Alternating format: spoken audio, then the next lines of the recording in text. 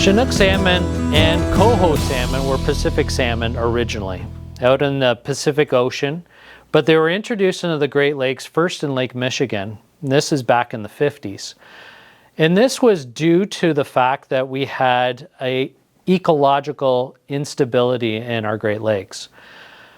What had happened during the Industrial Revolution, there was a lot of pollution that had occurred in the Great Lakes, but also the invasion of the sea lamprey.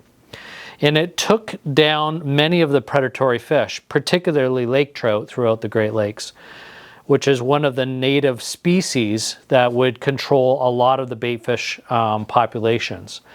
Alewife also were into the Great Lakes watershed through our shipping canals, and they were able to reach some of the upper Great Lakes through the Welland Canal and then further beyond that through all the way up to the Lake Superior. In that, there was this reduction of predatory fish that allowed these alewives to boom in population. And what was ending up happening is in early spring, a lot of these alewives would be found in turbid cold water along the shoreline on beaches and dying. And they would be washing up on the shoreline, and people were complaining about the smell of dead fish. There was piles of them. They would take bulldozers and push them back into the lake because they smelled so bad.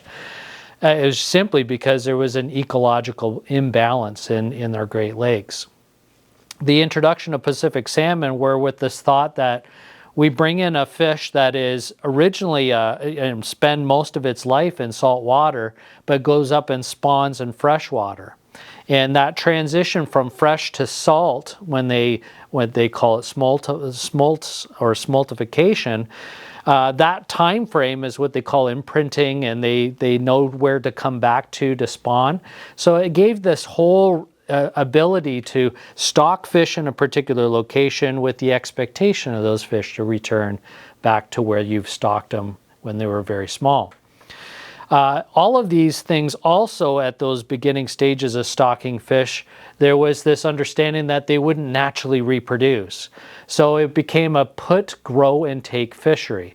You're able to put in a certain number of fish, let them grow up to become mature fish, and know that they're completely out of the system and not contributing naturally to another generation of fish. It would be all within a hatchery to determine how many fish would be entered into the lake.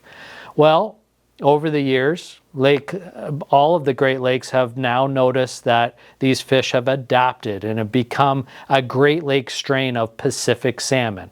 Our Chinook salmon and coho salmon of today is certainly many generations past its original status as a Pacific Ocean fish. And now there is some evidence that suggests that there is natural reproduction happening. So what does this mean to all of us? Well, generally now what we're doing is stocking fish, but we're supplementing what is natural stocks of both Chinook and coho salmon as well. And these are difficult times because now we have these undulations of populations that keep coming through, either good years of natural reproduction and maybe some years not so much.